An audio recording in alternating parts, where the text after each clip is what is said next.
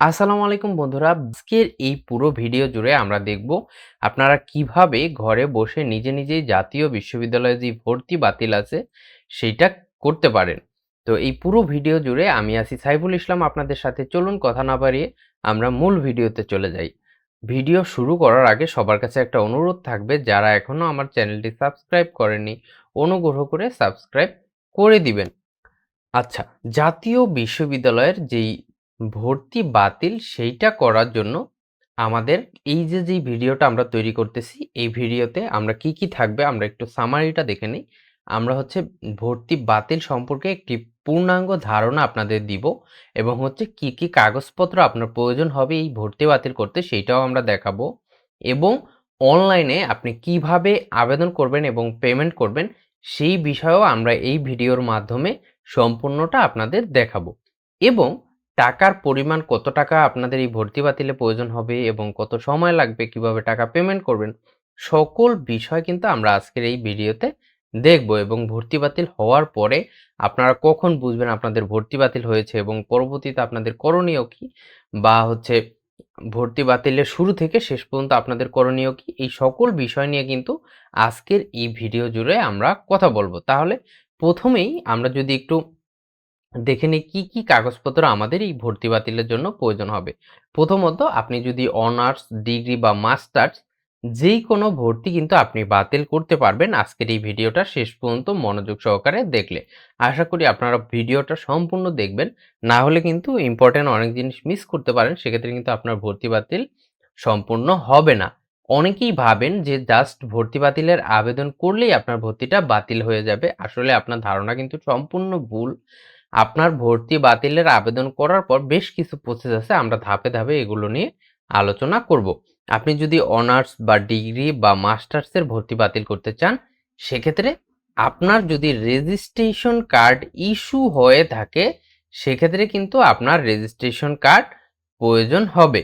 যদি আপনার registration card issue হয়, সেক্ষেত্রে এই ভর্তি বাতিল কিন্তু রেজিস্ট্রেশন কার্ড ছাড়া আপনি করতে পারবেন না। সেক্ষেত্রে আপনাকে রেজিস্ট্রেশন কার্ড আপলোড করতে হবে।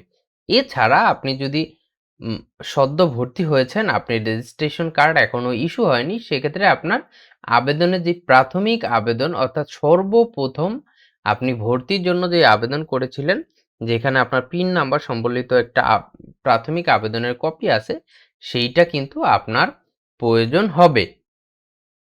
এরপরে আমরা দেখব আর কি প্রয়োজন হবে। আরেকটা জিনিস প্রয়োজন হবে, সেটা হলো ডিন বরাবর অধ্যক্ষ সুপারিশ সহ একটি আবেদনপত্র আপনাকে কিন্তু এই আবেদনের সাথে দাখিল করতে হবে।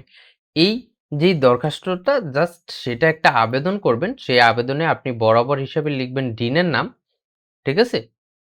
বরাবর ডিন জাতীয় বিশ্ববিদ্যালয় গাজীপুর। অর্থাৎ আপনি লিখতে পারেন বরাবর ডিন স্নাতক পূর্ব শিক্ষা বিষয়ক স্কুল জাতীয় বিশ্ববিদ্যালয় গাজীপুর। আমরা এটা আপনাদের একটু পরে দেখাবো আপনি কিভাবে এটা টাইপ করবেন, আমরা কিন্তু এই ভিডিওতে দেখাবো। এই সুপারিশপত্র আপনি কি করবেন, সংগ্রহ করবেন। এই ২ টা কাগজ হলে কিন্তু আপনি ভর্তি বাতিলের আবেদন করতে পারবেন। তো আমরা এখন দেখব কিভাবে আপনি এই আবেদনপত্রটা লিখবেন। এরপরে আমরা অনলাইনে আবেদন করা আপনাদের দেখাবো যে কিভাবে আপনি আবেদন করবেন। তো চলুন আমরা দরখাস্ত কিভাবে লিখবেন সেইটা দেখে নেই। দরখাস্ত লেখার জন্য আপনারা কি করবেন, আপনারা একটি ওয়ার্ড ফাইল নিয়ে নিবেন। ডিন বরাবর আবেদন এটার নাম দিয়ে দিবেন। আপনারা যদি এই মাইক্রোসফট ওয়ার্ড সম্পর্কে ধারণা না থাকে, আপনি যদি চান মাইক্রোসফট ওয়ার্ড সম্পর্কে ধারণা নিতে, সেই ভিডিও কিন্তু আমার এই চ্যানেলে কোর্স আকারে দেওয়া আছে। আপনারা চাইলে ওখান থেকে কোর্সটা করে নিতে পারেন। আমি জাস্ট একটু সামান্য আপনাদের ধারণা দিব, তাহলে এই দরখাস্তটা কিন্তু আপনারা নিজেই ঘরে বসে লিখতে পারবেন।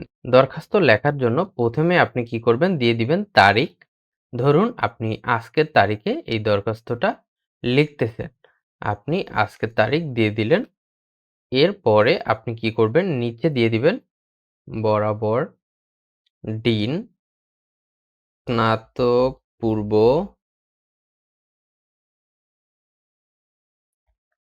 শিক্ষা বিষয়ক স্কুল জাতীয় বিশ্ববিদ্যালয় গাজীপুর। এতটুকু আপনারা হচ্ছে বরাবরে দিয়ে দিবেন। এখান থেকে চাইলে আপনি এই টেক্সটের মাঝে যে ফাঁকা অংশ সেটাও কমিয়ে নিতে পারেন। অথবা আপনি এখান থেকে চাইলে কোডটাও দিতে পারেন 1704। এরপরে এখানে আপনি হচ্ছে যেহেতু এইটা আপনি লিখতেছেন কার বরাবর? এটা লিখতেছেন ডিন বরাবর এবং এটা আপনি পাঠাচ্ছেন কার মাধ্যমে? অর্থাৎ মানে সুপারিশ নিচ্ছেন অধ্যক্ষর। সেক্ষেত্রে অধ্যক্ষ যেই কলেজে আপনি পড়াশোনা করছেন অর্থাৎ যেই কলেজের ভর্তি বাতিল করতে চাচ্ছেন, সেই কলেজের নাম এখানে ধরুন আমি লিখলাম গাজীপুর। সাপোজ আপনাদের বোঝানোর জন্য সরকারি কলেজ গাজীপুর।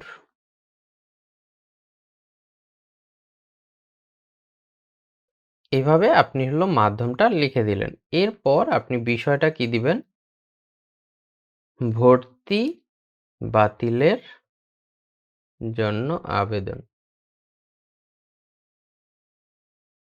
এইটা হইল মেইন বিষয়। আপনার এতটুকু লিখতে হবে। আপনি হচ্ছে ডিন বরাবর আবেদনটা লিখতেছেন এবং মাধ্যম দিচ্ছেন অধ্যক্ষ যেই কলেজে আপনি পড়াশোনা করছেন সেই কলেজের নাম এবং আপনার বিষয় হচ্ছে ভর্তি বাতিলের জন্য আবেদন। এরপরে আপনি নরমালি আ দরখাস্ত যেইভাবে লিখেন যে, "জনাব, কমা দিয়ে বিনীত নিবেদন এই যে আমি অমুক" আপনার নাম লিখলেন, বাবার নাম লিখলেন। "আমি হচ্ছে এই কলেজে এত, এত শিক্ষাবর্ষে ভর্তি হয়েছি। তো ব্যক্তিগত কারণে আমি হচ্ছে বা যেই কারণে আপনি হচ্ছে পড়াশোনা কন্টিনিউ করতে পারতেছেন না, সেই বিষয়টা এখানে বিস্তারিত লিখে দিবেন এবং লিখে দিবেন যে আমার উক্ত ভর্তি বাতিল করার জন্য অনুরোধ করছি। এরপর এই দরখাস্তটা আপনি কি করবেন? আপনার যে অধ্যক্ষ আছে, সেই অধ্যক্ষর কাছে নিয়ে যাবেন আপনার কলেজের। উনি হচ্ছে এইখানে এই যে উপরের যে অংশটা আছে, এইখানে সুপারিশ সহ প্রেরণ করা হলো এই টাইপের একটা লেখা লিখে এইখানে হচ্ছে আপনার প্রিন্সিপাল সিগনেচার করে এখানে তার সিলটা দিয়ে দিলে আপনার পরবর্তীতে এই যেই ফরওয়ার্ডিংটা সেটাকে স্ক্যান করে নিবেন এবং আপনার যে রেজিস্ট্রেশন কার্ড আছে সেইটাকে আপনি স্ক্যান করে নিবেন অথবা আবেদনের কপিটাকে স্ক্যান করে নিবেন। এরপর আপনি কি করবেন? আপনার ধরুন এই ফরওয়ার্ডিং এবং হচ্ছে রেজিস্ট্রেশন কার্ড আপনার কাছে রেডি আছে। এরপরে আপনি কি করবেন? ভর্তি বাতিলের যেই পূর্ণাঙ্গ প্রস্তুতি সেইটা শুরু করবেন। এরপর আপনি যেকোনো একটি ব্রাউজার ওপেন করবেন। ওপেন করার পর এখানে সার্চ বারে আপনি লিখে দিবেন NUSC.BD লিখে দিলেই আপনার সামনে জাতীয় বিশ্ববিদ্যালয়ের যে মূল ওয়েবসাইট সেইটা কিন্তু এখানে চলে আসবে। এরপর আপনি ২ ভাবে হচ্ছে এই সার্ভিস থেকেও আপনি লগইন করতে পারেন অথবা এই যে এখানে দেখবেন স্টুডেন্ট লগইন নামে একটি অপশন পাবেন। এইখান থেকে আপনি স্টুডেন্ট লগইনে ক্লিক করলে আপনাকে যে স্টুডেন্ট লগইনের পোর্টাল সেইখানে নিয়ে আসবে। এইখানে যারা ১ম আবেদন করবেন তাদের কিন্তু একটি অ্যাকাউন্ট তৈরি করা লাগবে এই জাতীয় বিশ্ববিদ্যালয় ওয়েবসাইটে যদি আপনার অ্যাকাউন্ট ইতিমধ্যে তৈরি করা না থাকে। এইটা তৈরি করার জন্য আপনাকে কি করতে হবে? দেখুন student sign up or student registration এই অপশনে ক্লিক করেও আপনি কিন্তু রেজিস্ট্রেশন করতে পারবেন। অথবা আপনি কিভাবে রেজিস্ট্রেশন করবেন এই সম্পর্কে আমাদের চ্যানেলে একটি ভিডিও দেওয়া আছে। আপনি কিন্তু সেইটা দেখে নিলে আপনি সুন্দরভাবে একটি অ্যাকাউন্ট তৈরি করতে পারবেন। এরপর আমরা চলে যাব আবেদনে। ধরুন আপনার অ্যাকাউন্ট তৈরি করা হয়ে গেছে। আপনার অ্যাকাউন্ট তৈরি করার ভিডিওটা দেখে অ্যাকাউন্টটা তৈরি করে নিবেন। এরপরে আপনার ফোনে একটি আইডি পাসওয়ার্ড দিবে জাতীয় বিশ্ববিদ্যালয়। সেই আইডি পাসওয়ার্ড দিয়ে আপনি কি করবেন? এইখানে জাস্ট লগইন করে দিবেন। লগইন করে দিলেই আপনার সামনে এইরকম একটি ইন্টারফেস চলে আসবে। লগইন করে দেওয়ার পর আপনি লগইন করার পর প্রোফাইলটা আপডেট করে নিবেন। এইটাও কিন্তু আমাদের আগের ভিডিওতে দেখানো হয়েছে।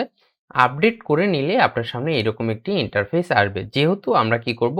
আমরা ভর্তি বাতিল করব সেহেতু আমরা কি এই যে একাডেমিক সার্ভিস নামে একটি অপশন আছে এইখান থেকে এই অ্যাপ্লাইতে ক্লিক করব। তো আমরা যখন এই একাডেমিক সার্ভিসের অ্যাপ্লাইতে ক্লিক করব তখন আমাদের সামনে এইরকম একটি ইন্টারফেস চলে আসবে। এখান থেকে আমরা যেহেতু ভর্তি বাতিল করব সেহেতু আমরা অ্যাডমিশন ক্যান্সেল এসি এই অপশনটা সিলেক্ট করব। এখান থেকে দেখুন এটার ফি হচ্ছে ৫০০ টাকা। এই ফিটা আপনার কম বেশি হতে পারে। জাতীয় বিশ্ববিদ্যালয় এই ফি কমাতেও পারে, বাড়াতেও পারে। কেউ যদি অনেক পরে ভিডিওটা দেখেন সেই সময় হয়তোবা টাকার পরিমাণটা বৃদ্ধি পেতে পারে। তখন আপনারা অনেকেই কমেন্ট করেন যে, "আপনি বলেছেন ৳৫০০ লাগবে কিন্তু এখন ৳৭০০ লাগছে কেন? আপনি বলেছেন ৳৩০০ লাগবে, এখন ৳৫০০ লাগছে কেন?" এইটা আপনারা একটু দেখে নিবেন। এইখানে যত টাকাই লেখা থাকবে আপনাকে তত টাকাই কিন্তু পেমেন্ট করতে হবে। যেহেতু আমরা ভর্তি বাতিল করব সেহেতু আমরা অ্যাডমিশন ক্যানসেল এই অপশনে ক্লিক করব। এই অপশনে যখন আমরা ক্লিক করব তখন আমাদের সামনে এইরকম একটি ইন্টারফেস চলে আসবে। এখানে দেখুন লেখা আছে অ্যাডমিশন ক্যানসেল ব্র্যাকেটে এসি দেওয়া আছে। আর এইখানে একটি ইম্পোর্টেন্ট বিষয়, এইটা আপনারা কিন্তু খেয়াল করে ভর্তি বাতিল করবেন। এখানে দেখুন আপনার সাবজেক্টের নাম লেখা থাকবে। অনেক সময় ভুলবশত এখানে অন্য সাবজেক্টও দেওয়া থাকতে পারে। যদি আপনি প্রোফাইল আপডেট না করেন, অনেক সময় এখানে সাবজেক্ট থাকে না। এখানে আপনারা দেখে নিবেন। ডিগ্রির ক্ষেত্রে এখানে আদার্স দিয়ে দিবেন। আর হচ্ছে এই অনার্সের ক্ষেত্রে যেই সাবজেক্ট সেই সাবজেক্ট এখানে দিয়ে দিবেন। এরপরে এখানে আপনার অটোমেটিক দেওয়া থাকবে যদি আপনার প্রোফাইল আপডেট করা থাকে। এরপর এখানে দেখুন কি বলেছে, আপনাকে ডিন বরাবর অধ্যক্ষের সুপারিশ সহ যে আবেদনপত্র সেইটা আপনাকে আপলোড করতে হবে এবং মূল রেজিস্ট্রেশন কার্ড অথবা প্রাথমিক আবেদনপত্র। মূল রেজিস্ট্রেশন কার্ড যদি ইস্যু না হয় সেক্ষেত্রে প্রাথমিক আবেদনপত্র আপনি আপলোড করতে পারবেন। আর মূল রেজিস্ট্রেশন কার্ড ইস্যু হলে সেক্ষেত্রে আপনাকে মূল রেজিস্ট্রেশন কার্ড আপলোড করতে বলেছে। এই ফাইলগুলো শুধুমাত্র আপনি পিডিএফ আকারে আপলোড করতে পারবেন এবং সর্বোচ্চ সাইজ 2 এমবির নিচে হতে হবে। এরপর এখান থেকে চুজ ওয়ানে ক্লিক করে আপনি চাইলে সকল কাগজপত্র একটি পিডিএফে আপলোড করতে পারেন।